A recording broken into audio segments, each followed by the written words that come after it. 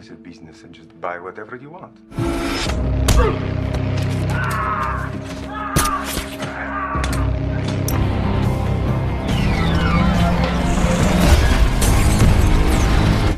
I think you can be anything you want to be.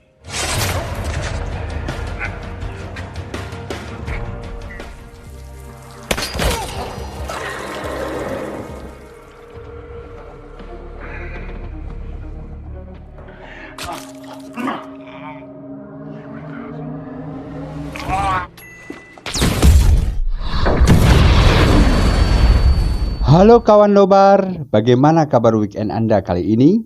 Apakah gagal liburan gara-gara tempat wisatanya ditutup sementara karena corona?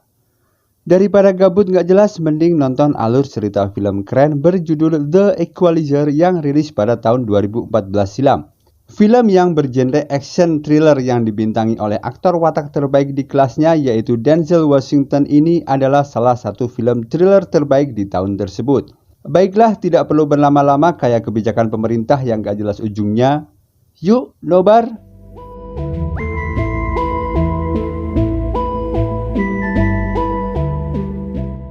Di awal film kita akan ditunjukkan sosok seorang pria paruh baya bernama Robert. Seorang pria bertubuh tinggi besar yang hidup sendirian di apartemennya tanpa anak dan istri. Si Robert ini bekerja sebagai karyawan di sebuah toko peralatan tukang dan bangunan yang berada di Amerika. Kalau di Jakarta ya semacam IKEA gitulah. Dan kehidupan Robert pun tampak normal seperti pria-pria lainnya. Robert pun memiliki rekan kerja yang berniat untuk tes menjadi security bernama Ralphie. Karenanya Robert menyuruh Ralphie untuk menghindari makanan yang dapat mengganggu program dietnya itu. Progress, not perfection. Robert adalah orang yang rapi, teliti, dan tepat waktu. Terlihat dari cara dia melakukan sesuatu dengan menghitung semuanya dengan akurat menggunakan stopwatch pada jam tangannya. Robert pun memiliki aktivitas rutin untuk menghabiskan kesendiriannya dengan mengunjungi kafe di dekat apartemennya setiap malam. Satu hal yang unik lainnya adalah dia selalu membawa teh celup dari rumah. Dan begitu teratur merapikan tata letak sendok garpu di atas meja kafe sebelum melahap buku bacaan yang menjadi hobi barunya. Di kafe itu ia pun selalu bertemu Terry, seorang gadis muda yang juga pelanggan kafe tersebut setiap malam. Dan hari-hari berikutnya pun dilalui Robert dengan rutinitas seperti biasa. Hingga pada suatu malam di kafe yang sama, Terry tiba-tiba datang dengan muka cemas dan terlihat ketakutan. Sesaat kemudian datanglah mobil mewah terparkir di depan kafe tersebut sambil terus menyalakan klakson mobilnya. Sementara itu tiba-tiba ponsel Terry berdering kemudian dia memutuskan keluar dari kafe tersebut. Robert yang melihat hal ini pun baru mengetahui jika Terry adalah seorang pekerja seks komersial. Esok harinya Robert yang memiliki jiwa ringan tangan itu kembali membantu Ralphie yang sedang mempersiapkan diri untuk mendaftar sebagai satpam. Lalu malam harinya Robert seperti biasa minum teh di kafe dan Terry pun sudah ada di sana. Tiba-tiba Terry mendekati meja Robert dan mencoba untuk bicara agar makin akrab.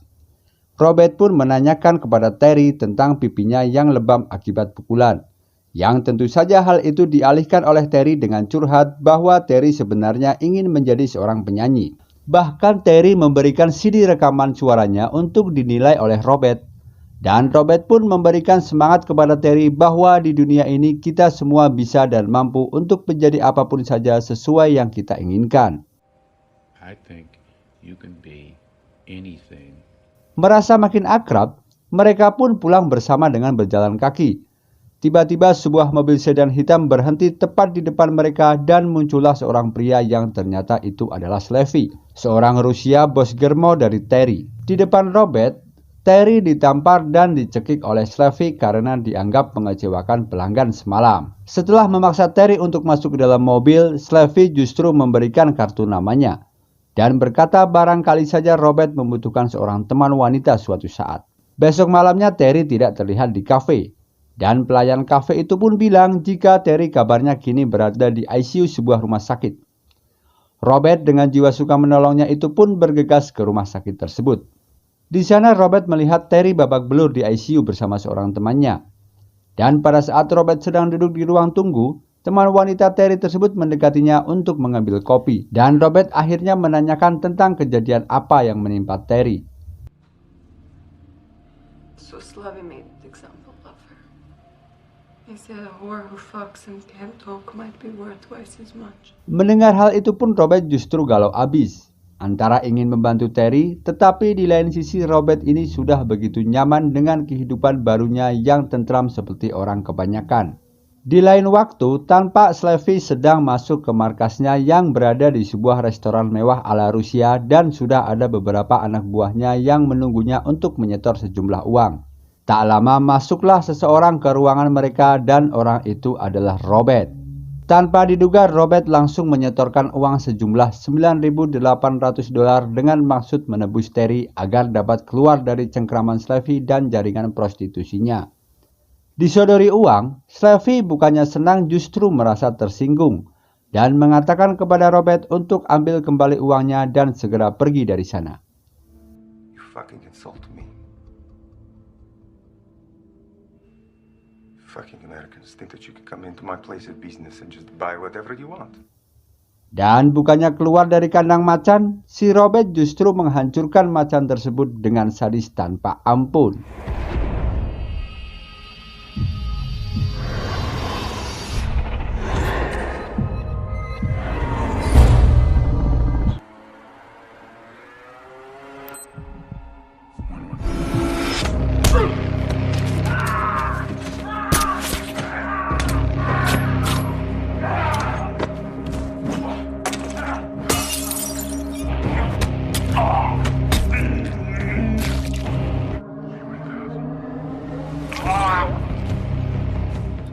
Right here on this funky floor. Over $9,800. Sial, ini keren banget barusan adegannya. Jadi keinget film Sherlock Holmes. Esok harinya Robert bekerja di IKEA seperti biasa, dan ia pun sempat melihat siaran TV tentang pembunuhan di restoran Rusia semalam. Di scene selanjutnya diperlihatkan seorang berwajah ala Rusia turun dari jet pribadinya, dan orang tersebut bernama Teddy. Teddy adalah orang kepercayaan Mr. Pushkin yang didatangkan khusus dari Rusia untuk mencari siapa pembunuh Slavy. Di sini diketahui jika Slavy adalah anak buah Mr. Pushkin untuk mengurusi bisnis haramnya di Amerika. Dan kematian Slavy ini membuat bisnis Mr. Pushkin terganggu. Teddy yang ternyata adalah seorang mantan pasukan elit Rusia itu pun mengetahui jika pembunuh Slavy bukanlah orang sembarangan, terlihat dari TKP pembunuhan tersebut. Sementara itu di tempat lain, Robert kaget mengetahui bahwa Ralphie sudah berhenti bekerja sejak hari ini. Robert pun mendatangi tempat Ralphie, dan di sana ia melihat Ralphie sedang membantu ibunya membereskan tempat makan milik ibunya yang dibakar oleh polisi korup akibat ibunya menolak untuk memberikan uang jatah preman. Mendengar hal itu, Robert pun bersiap memberikan pelajaran kepada polisi korup yang lebih pantas disebut preman itu. Huh? Those people you took the money from, maybe you should give it back.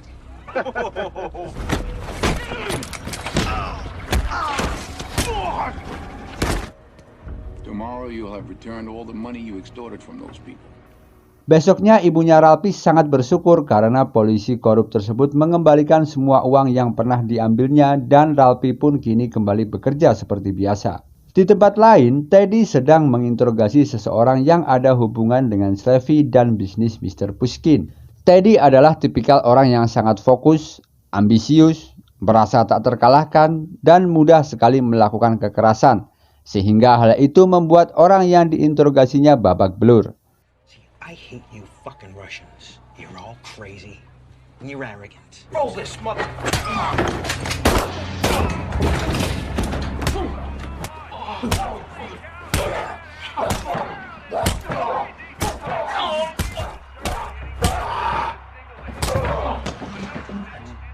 Akhirnya Terry menemukan sedikit petunjuk melalui teman Terry yang pernah menjenguknya di rumah sakit. Dan di sana diketahui bahwa ada seorang pria hitam tinggi besar juga menjenguk Terry. Si Teddy yang kejam dan tak berperkemanusiaan ini justru membunuh wanita tersebut setelah mendapatkan informasi yang ia inginkan.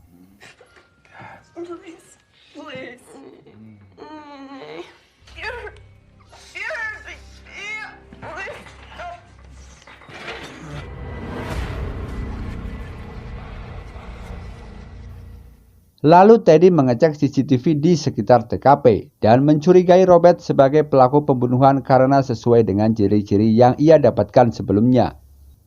Malam harinya, pintu apartemen Robert diketuk dan ternyata itu adalah Teddy. Berpura-pura sebagai polisi, Teddy pun menginterogasi Robert dan karena pengalamannya, Robert pun menjawab pertanyaan Teddy dengan santai sehingga Teddy merasa alasan untuk menuduh Robert kurang tepat. Namun karena Robert sudah paham bahwa Teddy bukan seorang polisi melainkan orang yang ada hubungannya dengan Slavy yang dibunuhnya, maka Robert segera membeli obat jet lag dan tiket pesawat untuk memanipulasi alibi agar seolah Robert telah pergi dari luar negeri. Sebaliknya, Teddy yang mantan pasukan elit itu pun paham jika Robert bukanlah orang sembarangan.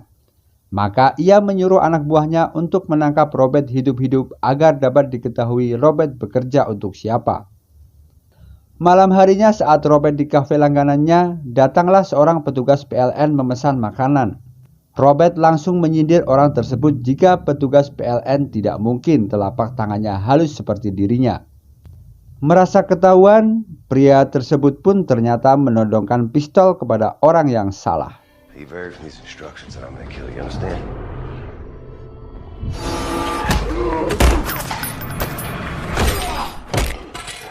Setelah itu Robert keluar dari kafe dan memfoto Teddy di dalam mobilnya kemudian menyelinap di kegelapan malam. Esoknya Teddy dan anak buahnya pun memeriksa apartemen Robert dan mereka tidak menemukan apapun kecuali botol antimo dan sobekan tiket nonton bola di luar negeri. Teddy yang memiliki insting pun paham bahwa itu cuma manipulasi Robert untuk mengelabuhinya. Dan uniknya justru Robertlah yang sedang mengawasi mereka melalui kamera yang disembunyikan di rumahnya. Melihat masalah ini semakin besar, Robert memutuskan untuk mendatangi teman lamanya di suatu tempat. Dan di sini baru diketahui bahwa Robert adalah mantan agen terbaik FBI yang sudah pensiun dan kembali ke kehidupan normal dengan memasukkan nama, rekening, dan juga data pribadi lainnya. Di sana Robert meminta bantuan temannya untuk mencari data tentang Mr. Pushkin dan antek-anteknya. Setelah semua data didapatkan, Robert pun harus menyelesaikan apa yang telah dimulainya. Pertama, ia mendatangi salah satu anak buah Teddy yang ternyata adalah seorang polisi korup. Setelah disekap di dalam mobil dengan asap knalpot yang dimasukkan ke dalam kabin mobil melalui selang, polisi korup itu pun bersedia mengantar Robert ke salah satu rumah bisnis haram Mr. Pushkin di Amerika. Dan saat ditodong oleh ketua geng mafia tersebut, dengan mudahnya Robert membalikkan keadaan dan justru meringkus mereka dan melaporkannya kepada polisi setempat. Is that a heckler cock? This? Yeah? Oh, fuck! All right! Whoa! Indulge me, Andre. Tell him to lay down. Parting gifts on behalf of Mr. Pushkin. There you go. 3, 2, look at that. Scene berpindah di suatu restoran. Terlihat Teddy sedang meminta bantuan ketua gangster yang menyeramkan untuk menghabisi Robert.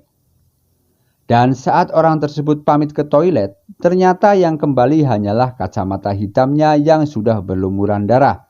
Dan yang mengantarkan kacamata ketua gangster itu adalah Robert. Dalam kesempatan tersebut, Robert berkata agar Teddy menyudahi apa yang ia lakukan selama ini jika tidak ingin nasibnya sama seperti ketua gangster tersebut. Dan Robert ternyata tidak main-main dengan ancamannya. Satu pabrik bisnis penampungan minyak mentah milik Mr. Pushkin di Amerika pun dibakar habis oleh Robert. Hal ini tentu membuat Mr. Pushkin marah besar dan meminta Teddy untuk segera menyelesaikannya.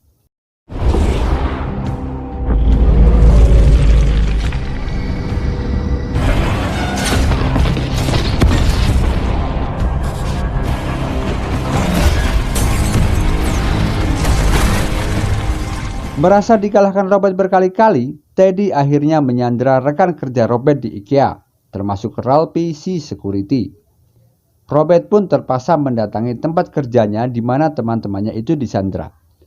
Dan disinilah adegan yang begitu mempesona, di mana satu persatu anak buah Teddy berhasil disikat dengan dingin oleh Robert.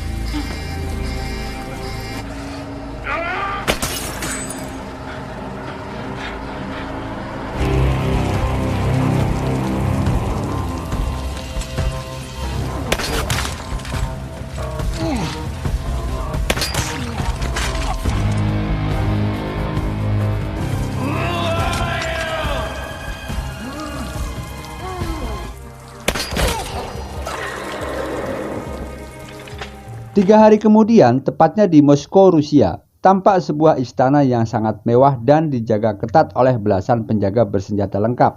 Ternyata Robert mendatangi si kepala ularnya langsung, yaitu Mr. Pushkin, dan membunuhnya agar dunia kembali aman tentram seperti sedia kala. I want the head of the snake.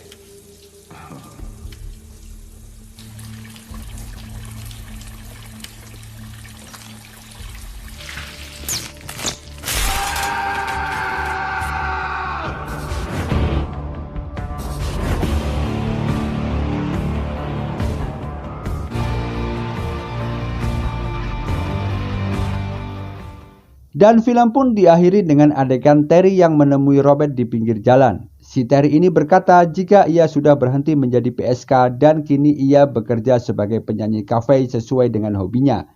Dan film pun berakhir.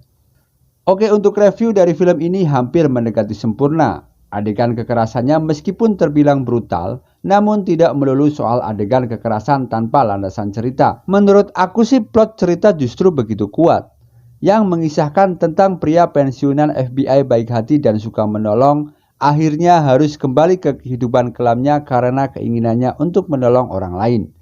Nantikan sequel film The Equalizer di channel Nobar di video selanjutnya, dan sampai jumpa.